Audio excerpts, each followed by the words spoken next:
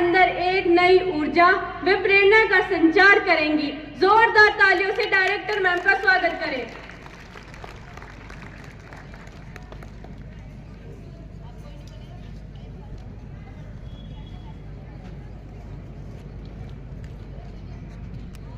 नमस्ते एसटीपीएस। नमस्ते मैम। सर्वप्रथम आज हमने अपने गणतंत्र को गर्व से 75 वर्ष का कर दिया है।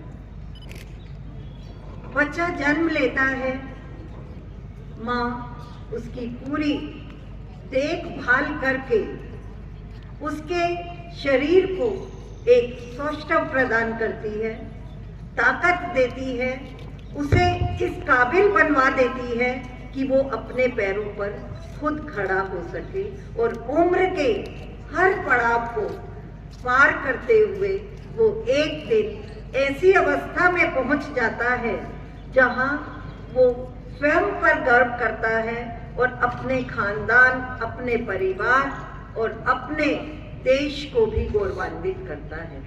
अगर यही शब्द हम अपने देश के लिए लेकर आए तो मातृभूमि ने अपने बच्चों में वो जज्बा भरा कि गुलामी को उखाड़ फेंक कर हमने एक नया जीवन लिया।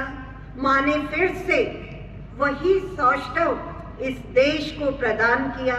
मातृभूमि ने अपने देश को इस लायक बनाया कि वो अपने पैरों पर मजबूती से खड़ा हो सका और आज वही देश, वही भारत, उसी भारत का गणतंत्र पूरे विश्व का एक जाना माना पहचाना हुआ गणतंत्र है, जिसे हम सब लोग, जिस पर गर्व से भी अगर आगे कोई शब्द होता तो मैं उसका प्रयोग कर सकती थी कि हमें वो महसूस होता है। आज हम इस देश के गर्वित नागरिक हैं। गणतंत्र बहुत जगह होता है, हर देश कोशिश करता है डेमोक्रेसी को लेने की, लोकतंत्र को अपनाने की और उसके गणतंत्र को बनाकर उसे संभाल कर चलने की। लेकिन इस क्षेत्र में जो सफलता विश्व में भारत को मिली है, उसके लिए हर भारतवासी प्रशंसा का पात्र है। किसी भी कायदे कानून नियम को अगर हम अपने गणतंत्र को एक बहुत शॉर्ट में देखते हैं तो हम कह सकते हैं ये हमारे संविधान का एक ऐसा आधार है जिसके आधार पर संविधान लिखा गया, गणतंत्र हमें मिला और उस आधार की शक्ति का सबसे बड़ा जो उदाहरण है वो यही है कि 75 वर्षों में हमने इसमें बहुत परिवर्तन किए, लेकिन हमारे सभी परिवर्तन प्रगति पर आधारित थे। हमारे सभी परिवर्तन इन संशोधन में जो किए गए वो सब हमारे सम्मान को और अधिक बढ़ाने वाले थे। लेकिन अगर हम विश्व के कुछ अन्य संविधानों को देखते हैं तो हम पाते हैं कि कहां से कहां पहुंच जाते हैं। मैं आपको बहुत ताजा उदाहरण देती हूँ बांग्लादेश का। कहां से उसकी नींव रखी गई, कहां वो खड़ा था और कहां आज वो खड़ा है। ये चीज, ये परिस्थिति हमें अपना सर गर्व से ऊंचा उठाकर जय हिंद बोलने के लिए मजबूर कर देती है। आज मैं बैठी हुई सोच रही थी कि कहा यह जाता है, कल भी हम लोग जैसे अपना वो सुंदरकांड में बैठे थे कि जहां जिस तरह का माहौल बना दिया जाता है वहां वही चीज उपस्थित हो जाती है कि अगर आप भजन गा रहे हो तो आपको ऐसा लगता है कि आपके आसपास ही भगवान हैं। वही चीज है कि अगर आप देशभक्ति को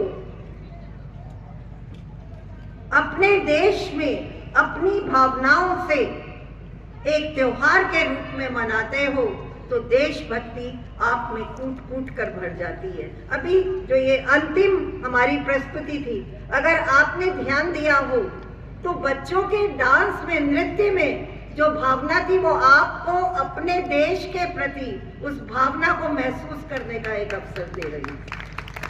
वो सिर्फ एक नृत्य नहीं था, वो सिर्फ एक डांस नहीं था, उनके गीतों के शब्द और उनकी प्रस्तुति आप में जो भावना पैदा कर रही थी वही वो चीज थी। उसको सिर्फ नृत्य नहीं कहेंगे, वो हमारे में एक अजीब सी इस देश के प्रति कुर्बान हो जाने वाली भावना को जन्म दे रही थी। मैं आज के इस बहुत पुनीत अवसर पर आप सब लोगों से, मेरे सामने मेरे छात्र बहुत कम संख्या में हैं। शायद हम जैसे जैसे बड़े होते हैं हमारे उद्देश्य बदलते जाते हैं, उनका भी कुछ उद्देश्य होगा। 10th 12th तो अपने आप में एग्जाम्स में बहुत बिजी होगी, मैं मान सकती हूँ, लेकिन 9th और 11th की उपस्थिति कम होना कोई अच्छा सूचक नहीं है। मैं अपने सभी अध्यापक गण से ये प्रार्थना करूंगी कि ऐसा कोई भी राष्ट्रीय पर्व आने से पहले, कुछ दिन पहले से ही उसका माहौल बनाना शुरू कीजिए। हम जिस गणतंत्र पर आज इठला रहे हैं, अगर यही देश की हालत रही, हमारे भविष्य का, अगर यही भविष्य से मेरा मतलब इन बच्चों से है, अगर इनका यही हाल रहा तो वो दिन दूर नहीं होगा कि हमें दोबारा इन चीजों पर ध्यान देना होगा। मैं आप सबसे ये प्रार्थना करती हूँ, 15 अगस्त 26 जनवरी जब भी आने वाला हो, इससे कुछ दिन पहले ऐसा माहौल पैदा कीजिए, अपनी अपनी क्लासेस में अपने सब्जेक्ट से जोड़कर इस बात को उनके सामने लाइए कि जिस देश में, जिस आजादी से, इतने अधिकार से कि आपको स्कूल ने बुलाया और आप स्कूल नहीं आए, ये अधिकार आपको मिला कैसे? सिर्फ इस देश की आजादी से मिला। आज कहीं अगर गुलाम होते तो हमारी इतनी हिम्मत नहीं होती कि किसी के बुलाने पर हम वहां सामने जाकर सर ना झुकाते। अगर अपने सर को गर्व से ऊंचा रखना है तो ये जिम्मेदारी हमारे अध्यापकों की है कि अपने बच्चों में इन भावनाओं को भरने की कोशिश करें। पढ़ाना, विद्या अर्जन करना और वो कोर्सेज जिनके लिए हम हर टाइम तैयार रहते हैं, वो तो किताबों के जरिए, और भी अब तो बहुत साधन है, सब उनको प्राप्त कर रहे हैं। हम अध्यापकों का कर्तव्य है अच्छे नागरिकों का निर्माण करना, और हम बच्चों का कर्तव्य है कि हमें जो कुछ बताया जाए, सिखाया जाए, उसे हम सीखें, उस पर चलने की कोशिश करें। सिर्फ अच्छे अच्छे शब्दों पर तालियां बजा लेने से कुछ नहीं होगा, हमें उन अच्छे शब्दों को अपनाना भी होगा, तभी उनका एक सही जो रिजल्ट है वो हमारे सामने आएगा, और जो रिजल्ट हमारे सामने आएगा वही हमारे देश की उन्नति का आधार बनेगा। तो आज जितने बच्चे यहाँ बैठे हैं, जाने से पहले शपथ ले लें कि दुनिया में कितना भी जरूरी काम हो। मुझे बड़ा अच्छा लगा, अभी मोनिका मैम से सुबह बात हो रही थी कि हम जब बच्चों से कह रहे थे आपको कल आना है, तो कुछ बच्चों ने बीच में धीरे से कहा कल तो संडे है। ये भावना सिर्फ उन कुछ बच्चों की नहीं है, बहुत लोगों की होती है, जिसे हमें दूर करना है। एंड आई फील प्राउड कि मेरी टीचर ने एकदम कहा कि अगर आपका बर्थडे संडे में होता है तो क्या छुट्टी रखते हो? नहीं मनाते। अगर हम अपना बर्थडे, एक जिसे कहना चाहिए, जिसका मैं कोई प्रतिशत ही नहीं कह सकती, जिसकी क्या वैल्यू है इस देश के गणतंत्र के सामने, अगर हम उसके लिए कुछ भी कर सकते हैं तो हमारा सर्वप्रथम धर्म बनता है कि हम अपने देश के लिए सोचें, अपने कर्तव्यों के लिए सोचें, अपने अधिकार क्षेत्र को जानें और उसमें एक सही इंसान, सही नागरिक बनकर चलने की कोशिश करें। अगर ये जो आज संख्या है। मेरी रिक्वेस्ट है कि ये भी अपने दोस्तों से बात करेंगे और पूरे स्टाफ से मेरी गुजारिश है कि कल आप फर्स्ट पीरियड में क्यों, सिर्फ जिस पीरियड में जो टीचर जाए वो जाकर इस बात का जरूर जिक्र करे कि कल आप क्यों नहीं आए थे।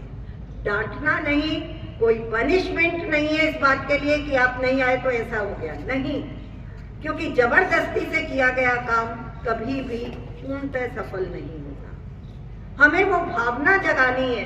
और आज ये जो बच्चे मैं देख रही हूँ इधर के फ्लैग्स 1 मिनट के भी लिए लहराने से रुक नहीं रहे, तो दर्द तो इनके हाथों में, थकान तो इनके हाथों में भी आएगी ना, लेकिन वो भावना है इनमें और इस भावना को हमें बांटते हुए चलना है। हमने बहुत उत्सव मना लिए, अब हमें एक उत्सव मनाना होगा।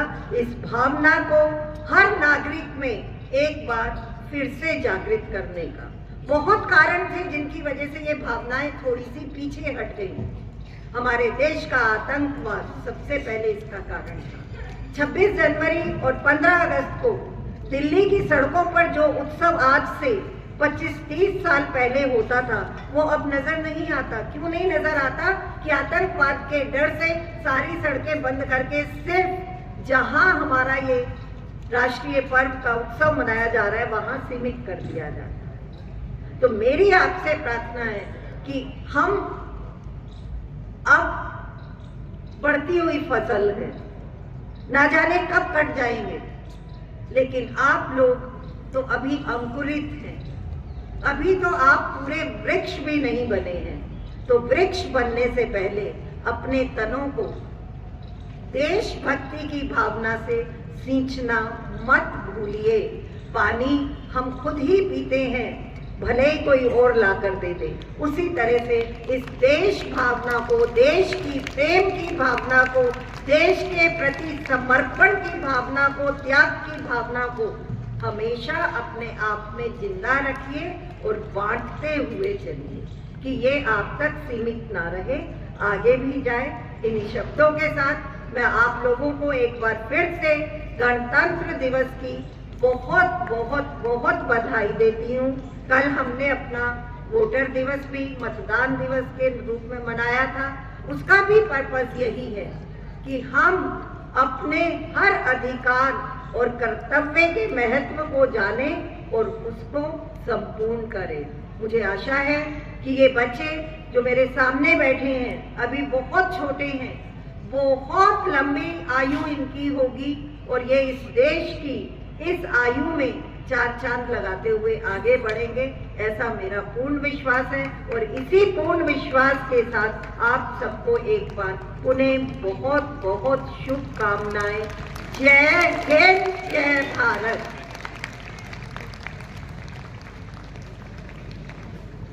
हम अपनी आदरणीय डायरेक्टर मैम का हृदय से धन्यवाद करते हैं जिन्होंने अपने प्रेरणादायक शब्दों से हमारा मार्गदर्शन किया। ए मेरी जमीन अफसोस नहीं जो तेरे लिए 100 दर्द सहे। ए मेरी जमीन अफसोस नहीं जो तेरे लिए 100 दर्द सहे। महफूज रहे तेरी आन सदा, चाहे जान मेरी रहे या ना रहे। इन्हीं शब्दों के साथ मैं अनुष्का इलाही और मैं पन्वी गोयल अपनी वाणी को विराम देते हैं। जय हिंद, जय भारत, धन्यवाद।